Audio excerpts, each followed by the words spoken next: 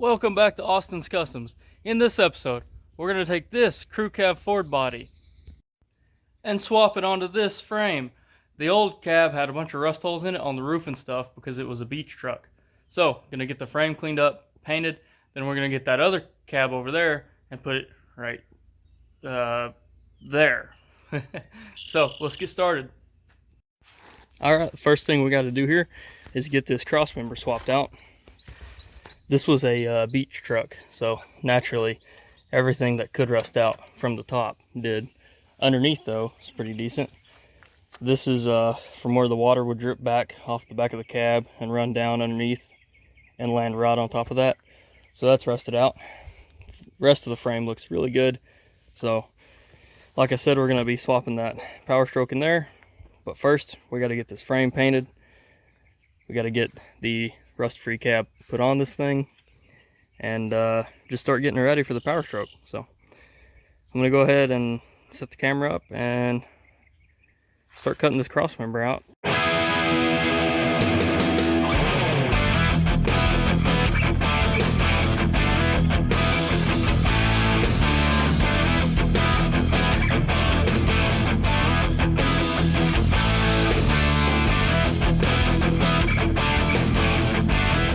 Alright, I got that cross member out. That was rusted out so bad. I went ahead and beat the frame with a hammer and then used the air gun to blow off all the chunks just to get the big stuff. And I'm going to take a wire brush to it and then paint it. So probably going to start doing that soon. But first things first, I got to get that new cross member in. So let's take a peek at the replacement part. This is the new cross member, used cross member. I'm trying to decide what braces and mounts I can reuse. So these are obviously rusted out. That's where the cab mount would have been. That's the top side, and this is the bottom side. So this is where the fuel tank would rest up against the bottom of the frame, and that's same on this side. So as you can see, the donor cross member actually looks a lot better than the old one in this case. It's pretty thin right there, a couple places, but so this one's good on the donor, so we're gonna use that. Throw that piece away, and this is the other side I was just looking at. So this one is pretty rough. It's got some really good pitting on it, really bad pitting, I guess. Top side, not as bad as the other side's top, but still frame mount hole is very much enlarged. So we're gonna go ahead and take probably this bottom piece and put it on here. And the reason for that is, if you can see it in the shade there, I'll flip this over. There we go. Yeah, so big rust hole right there. Whereas this one, even though it's still rusty and pitted, it's not all the way eaten through. So we use that piece. Another reason is because you probably can't see it very well, but if you look straight on this frame, you'll notice that it kind of curves a little bit there. And then if you look at the top of this, you'll notice that this goes straight this way, and that supposed to be perpendicular, but it's also twisted. So that when the frame bent in that old truck, the parts truck, it caused this to bend back. This thing did have some sort of undercoat. Saved it in a couple places, but not the whole thing, obviously, because the frame was so rusty. I cut it in half super easily to cut, being so rusted out. But anyway, yeah, so when it bent, it caused this bracket to bend. So we'll take the non-bent one that's in decent-ish shape, put it on here for this side, and then on the top, gotta get this mount off. And I'm gonna have to bend some of this top portion back straight too. But yeah, I'm gonna go ahead and get this stuff cut off, and we'll see what we got.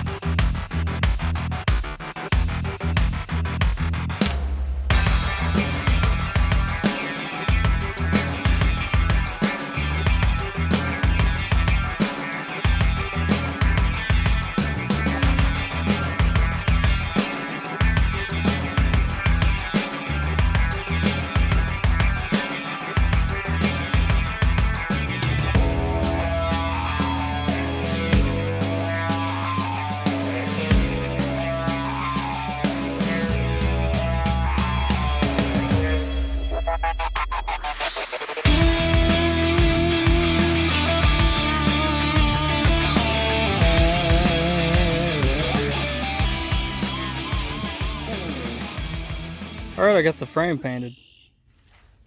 I've got that cross member ready to go in. I've got to paint it before I put it in, and I got to get some bolts. Otherwise, I would have done it today. But we're gonna come back another day, get the cross member in, get the cab on this thing, and it'll be ready for a power stroke then. Alright, I've been welding on the cross member from the donor truck. Had some big rust holes in it. You can see it's a little bit right there. It's still rusted pretty bad.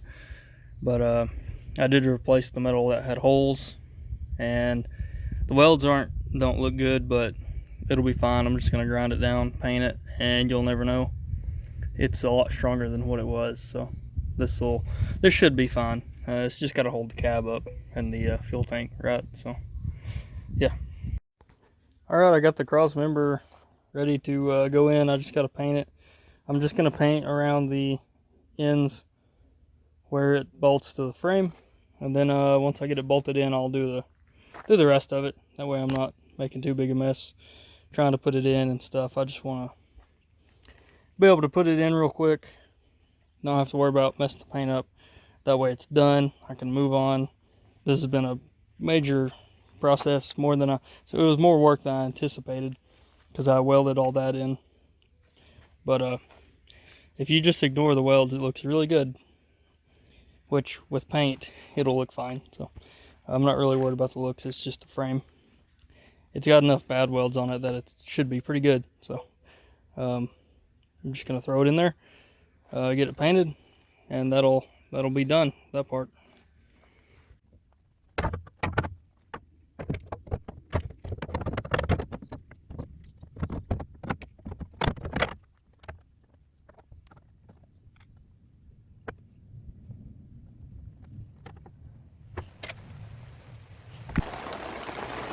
Okay, I started the paint so I could put this thing in, and there's been a change of weather, so I got this thing overhead right now, but it's decided to rain. So I guess I'm gonna paint this in the shop, and then I guess I'll paint the whole thing because I don't want it to rust or flash rust, since it's currently raining right now. Luckily this canopy tent is doing great. I bought this for Power Tour and never used it, so I'm gonna go ahead and bring this in the shop and then paint it, I guess. Well, it's raining pretty good out there. I did get the cross member painted.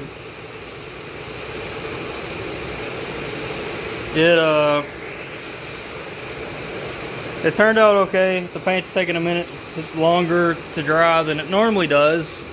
I like to do this out in the sun because it dries like instantly. This one's pretty good. I did this one first and it's pretty good, but I put an extra coat on this cross member because I didn't want it to I don't want it to rust anymore, given its location on the frame, and it's gonna go through a lot more abuse than everything else, being where it sits at. Just water wise, it'll constantly be dripped on and stuff like that. So I did extra coat there. I'm going to I guess I can go ahead and get the body mounts in there. I don't know, I gotta see how they bolt together, but this is all I can do right now until the rain stops. So I guess I'm done for the day.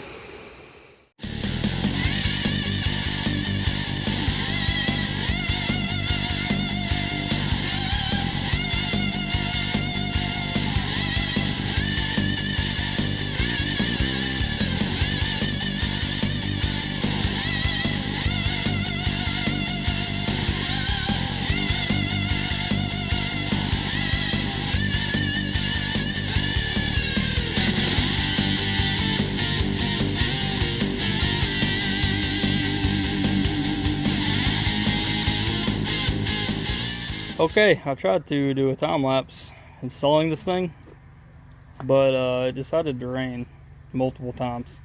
So every time I'd come out here to put bolts in, I'd have to go right back inside because it was raining. And I didn't want to get the drill wet because I've been shocked by an extension cord before. So it's in now though. So now we can finally put the cab on. But to do that, we have to take the bed off. So good luck with that. With that rusted bolt head. That's a bolt head. So yeah, I'm gonna probably try and get underneath this sometime and get these bolts undone, and we'll get this bed off eventually. Okay, I got the bed liner off, got the toolbox out and all that. Front of the bed looks pretty good. You can see over here they had a connection for the trailer lights and stuff because of the gooseneck ball. It's just really dirty. It's not too bad up here. Here's some flaky spots. I think we can fix that though. Probably bed liner this bed. I'll have to take a death wheel or whatever, clean that up, and probably take it out to take the bed off anyway. So and this is the worst of it right here. Big hole. You can see the wheel down there. Well, I can't see it on camera, but there's wheels in there. And on this side it's not as bad, so I think I can fix that, or at least try. I don't know what happened here. It's like it was cut or something, or I don't know. But pretty good, pretty solid for the most part. Just some holes here and there, but we can fix that. This will be a nice bed. Okay, I got the bed unbolted and up out of the way, and it's ready for the frame to be pulled out from under it. So this is super sketchy, but it seems to be working. So I'm just gonna push on and see what happens. Find out, you know. See, this is the issue right here. See that the wheel is in line with the buckets. Well, half of it pretty much. So and on the other side it is not near as bad or even close. So I've got to shift everything over a little bit or figure something else out.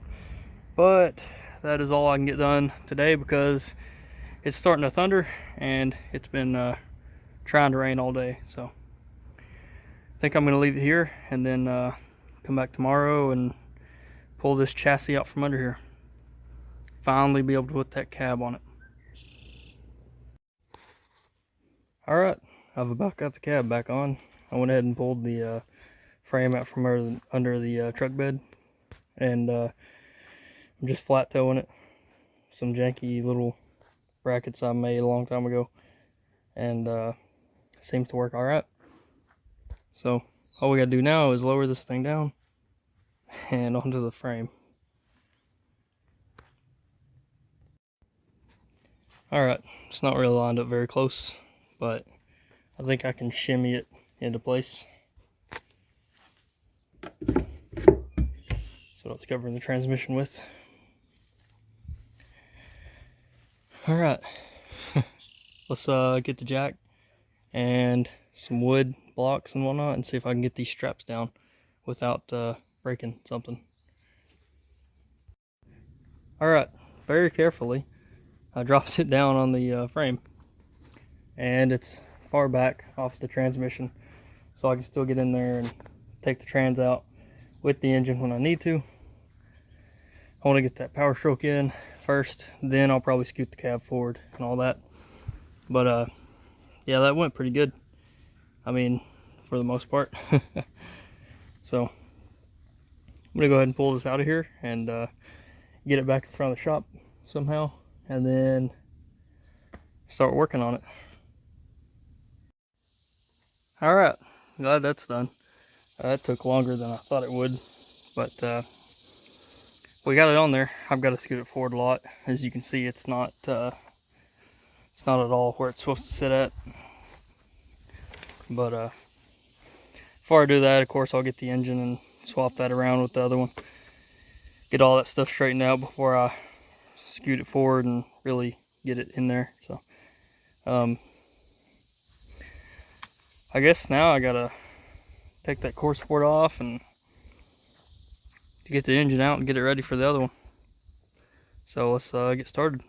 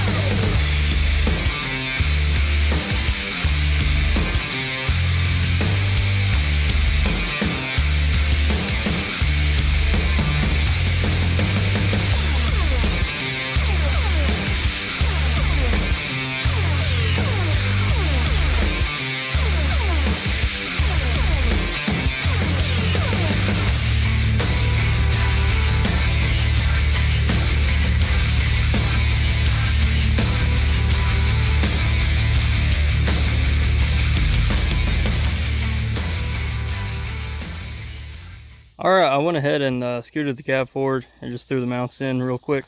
Simple, pretty easy job. Some washers left over because I used the factory ones, but that's one of the new cab mounts. They're in there, so not much to show there, just kind of got the cab in place. And now I'm ready to get the back of the frame cleaned up so I can put the bed on, and then I'm going to paint it first, of course. I was going to pull the engine before putting the cab on, or bolting it down, I mean. But I decided to just go ahead and get the cab on so I can say I've done something. So I'm going to try and get the back of this thing cleaned up real quick and set the bed down on it. Probably not going to bolt it down because I don't know if we're going to keep it.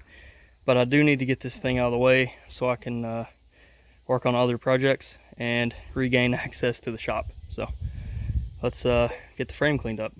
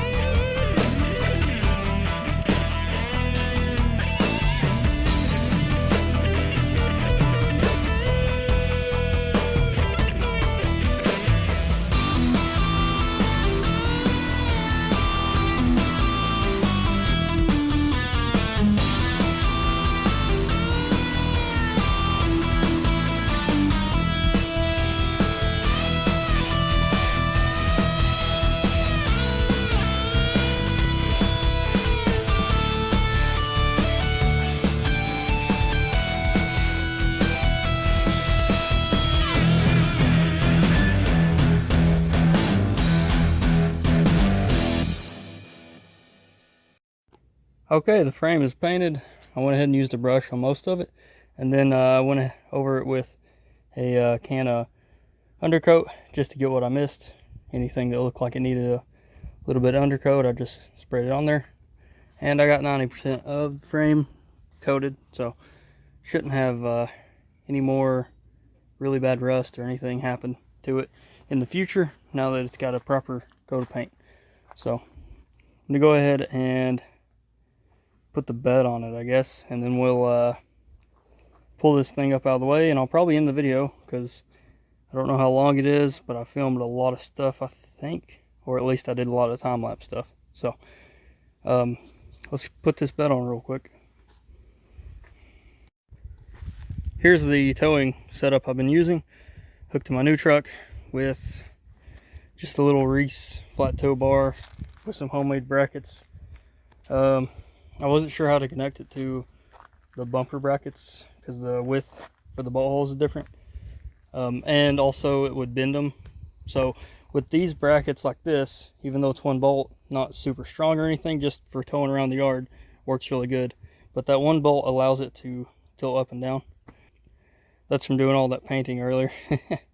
But yeah, that allows it to tilt up and down. So when the truck does this kind of thing, they can do that and not like pick these tires up and stuff. I don't know if it helps or not, but it seems like it does. Steers better. So that's how I've been using it, at least around the yard. I wouldn't take it on the highway, of course. But yep, and there's the old IDI. We'll get that out next episode. But for now, the frame is painted from engine back. The new cab is on. The bed is temporarily in place. All I got left is the engine, electronics, and all that stuff. So, alright, I got the bed on. It's sitting too close to the passenger side and it's forward too much. I got to take the old bolts out to line it up, but we may not even use that bed, so I'm just going to leave it unbolted for now, and we'll worry about that later. But I'm going to end this video here. This is the progress so far. We got the new cab on with a lot less rust than the old one. All we got left is the front and figure out a bed situation, but that's not that big a deal. So the main thing though is to get the power stroke in this thing and get that done. Wow, I got a lot of stuff on my face. Alright, if you enjoyed this video, subscribe, like, share, do all that. Next episode we'll do the power stroke swap, all the wiring for that. I've got the donor truck and all that stuff, so I have everything I need. All I got to do is put the engine in there, bolt it up to the transmission, all that stuff. So in the meantime, I'm going to go wash my face, and I'll see you guys next time.